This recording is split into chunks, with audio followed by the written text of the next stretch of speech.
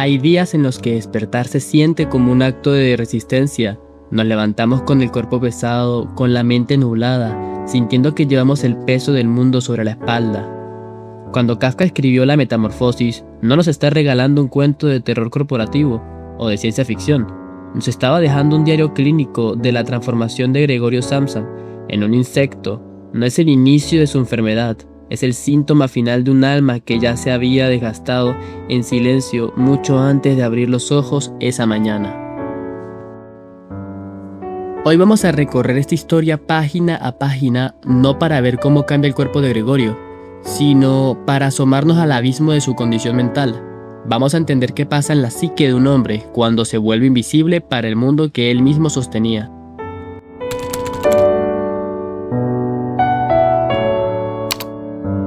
El libro comienza con un golpe brutal. Gregorio despierta convertido en un bicho, pero lo verdaderamente aterrador de las primeras páginas es su condición mental, la disociación y la negación absoluta. Cualquiera de nosotros gritaría. Gregorio, en cambio, mira el cielo lluvioso por la ventana y piensa en los horarios de los trenes. Su mente es tan severamente condicionada por el deber que su cerebro bloquea el trauma físico para proteger su identidad de proveedor. Gregorio experimenta lo que en psicología llamamos la alineación neurótica. Se ha convertido tanto en su trabajo que no concibe su existencia fuera de él. Cuando el apoderado de su familia llega a la casa a reclamar su retraso, la ansiedad de Gregorio se dispara, desencadenando un ataque de pánico somatizado. Lo fascinante y perturbador, desde una perspectiva clínica, es el desplazamiento del foco del miedo. A Gregorio no le asusta su súbita pérdida de la forma humana. Experimenta una ansiedad de evaluación social persecutoria. Le aterra el juicio del otro, el colapso de su autoimagen y la culpa neurótica de fallar como el gran sostén. Su mente ha sido víctima de una introyección patológica, ha internalizado las demandas del sistema capitalista y familiar, de tal manera que su psique está atrapada en una prisión donde el tengo que ha ejecutado y enterrado por completo al soy. Su identidad no existe fuera de su función económica. Lo extraordinario, lo verdaderamente asombroso, es que Gregorio Samsa no estaba soñando cuando despertó una mañana convertido en un monstruoso insecto. Lo maravilloso es que los grandes sueños que atraviesan la vida del hombre de hoy comienzan cuando volvemos a la realidad y reiniciamos el horario común entre las cuatro paredes de una habitación. La lluvia cuenta los segundos repiquiteando en la ventana. Todo parece en orden. El día que acude a recibirnos es una cara sin relieves, semejante a otras miles que ahora mismo se asoman bajo la uniformidad de los techos.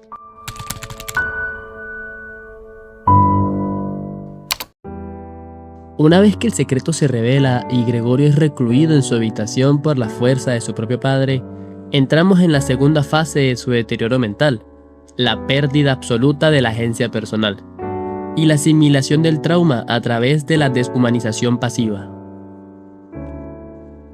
En estas semanas, Gregorio experimenta el quiebre más doloroso del espectro depresivo, la parálisis del afecto. Conserva intacta su aparato cognitivo humano, sus recuerdos y su empatía, pero su canal de comunicación ha sido castrado. Su cuerpo solo emite silbidos incomprensibles. Escucha el llanto de su madre al otro lado de la pared, pero su incapacidad de respuesta lo sume en la impotencia de la psicología describe como el núcleo de la depresión melancólica. Estar hiperconsciente del dolor circuncidante y del propio desmoronamiento, pero atrapado en un cuerpo que ha dejado de ser vehículo de conexión para convertirse en una tumba biológica. Su voz ya no tiene eco, por ende, su existencia deja de ser válida por el entorno. Su hermana Grete, al principio, actúa desde una piedad condescendiente, y aquí es donde la mente de Gregorio, para sobrevivir a la hostilidad, recurre a la identificación con el agresor. Su psique se fragmenta para adaptarse. Si el entorno lo trata como un monstruo, su biología psíquica empieza a desear la comida podrida y a buscar el alivio disociativo debajo del sofá. Esto es el reflejo de la internalización del enigma. Cuando un individuo sometido al desprecio sistemático de su núcleo primario termina adoptando la mirada de sus opresores, Gregorio se mira en el espejo del rechazo familiar e incluye que, en efecto, su único lugar en el mundo es el de la inmundicia.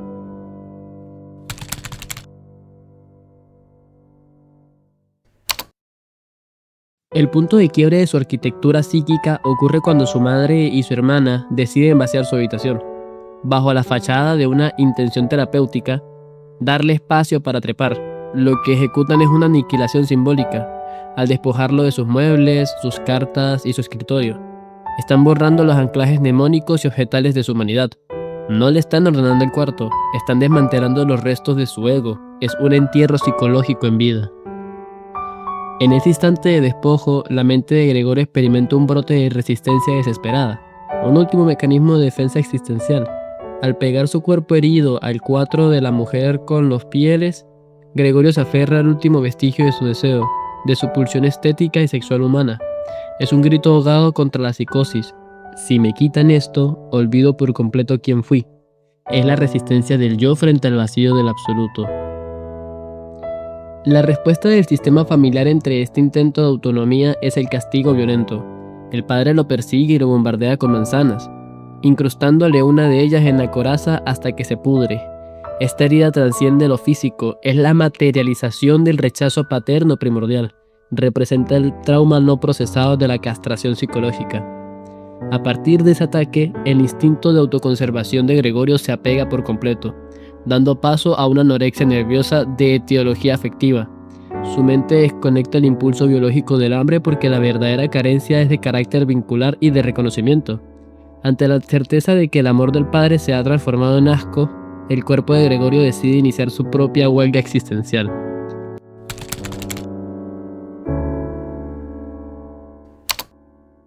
Llegamos al ocaso de la obra. El cuarto de Gregorio sufrió una regresión. De ser un dormitorio humano pasó a ser una celda, y ahora es el depósito de la basura de la casa. El entorno ha completado el proceso de reificación. Han transformado al sujeto en un objeto inservible. La necrosis de la manzana ha debilitado su carne, pero lo que ha colapsado de forma irreversible es su fuerza de catexis, su energía vital. El golpe de gracia no es físico, sino relacional. Proviene de Grete, su última transferencia afectiva, quien verbaliza la sentencia de muerte psíquica al decir: tenemos que intentar quitárnoslo de encima. Esto ya no es Gregorio. Al despojarlo de su nombre, le quitan su última categoría al sujeto. Si ya no es Gregorio, para el ser que ama, entonces Gregorio ha dejado de existir en el tejido social. En ese instante, la psique de Gregorio procesa su última metamorfosis, la transición de la depresión a la indefensión aprendida absoluta y la entrega. Su mente ya no alberga ira, reactividad ni demandas neuróticas. Entra en un estado de resignación autolítica mansa. Convencido por el discurso familiar de que su pura presencia es un factor de disfunción y sufrimiento para el sistema, Gregorio asume que su último acto de amor, su última utilidad, es su propia desaparición. Regresa a la negrura de su cuarto, bañado por un sentimiento de ternura disociada hacia los suyos, y exhala su último suspiro. Gregorio no muere por una patología orgánica o por ser un insecto, fallece por inanición psíquica. Su mente entendió que ser una estructura social basada rígidamente en el utilitarismo, el individuo que ya no produce se convierte en un residuo que solo puede redimirse a través de su propia extinción.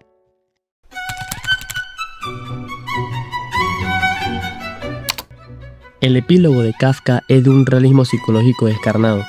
Con el cadáver de Gregorio aún fresco, la familia experimenta una catarsis de alivio masivo. El sistema se equilibra de inmediato, se van de viaje, ríen y los padres observan con deseo reproductivo y social el florecimiento del cuerpo de Grete. El engranaje colectivo expulsa la pieza defectuosa y continúa su marcha sin un solo segundo de duelo legítimo. Y es en este punto donde la narrativa de Kafka trasciende la ficción y opera como un espejo clínico de nuestra propia contemporaneidad. La tragedia de Gregorio Samsa resuena en nuestra estructura psíquica porque activa nuestro miedo más arcaico y universal, el miedo al abandono por pérdida de estatus funcional. Nos aterra descubrir que el afecto de nuestro entorno no es incondicional, sino que está condicionado por nuestra tasa de productividad, nuestro rendimiento económico y nuestra resiliencia al estrés. Nos genera una angustia existencial profunda pensar que el día en que nuestra salud mental colapse, el día en que el burnout nos quiebre y nos convirtamos en ese bicho, incapacitado y deprimido en el fondo del pasillo, las personas que amamos simplemente optarán por la evasión defensiva, vaciar nuestra habitación simbólica, empaquetar nuestro recuerdo y seguir adelante sin nosotros. Por eso te invito a plantearte esta pregunta desde la honestidad más profunda. ¿Estás viviendo la vida que realmente quieres y siendo tú mismo? ¿O solo estás cumpliendo con lo que la sociedad espera de ti en un trabajo donde eres completamente reemplazable? No te dejes deshumanizar, no te conviertas en un extraño para ti mismo por el pánico neurótico de defraudar a los demás. Te agradezco profundamente que te hayas permitido este espacio de introspección y análisis psicológico conmigo. Si estas palabras han resonado en tu estructura interna, compártelas con alguien que necesite un recordatorio urgente. Tu valor como ser humano es intrínseco a tu existencia, no a tu capacidad de producción. También quiero que entiendas que esto solamente fue un análisis psicológico, no fue nada más allá de un resumen del libro. Si quieres contemplar el resumen del libro, déjamelo en los comentarios y puede que lo haga en el siguiente video. Yo soy Second Clover y nos veremos en otra ocasión.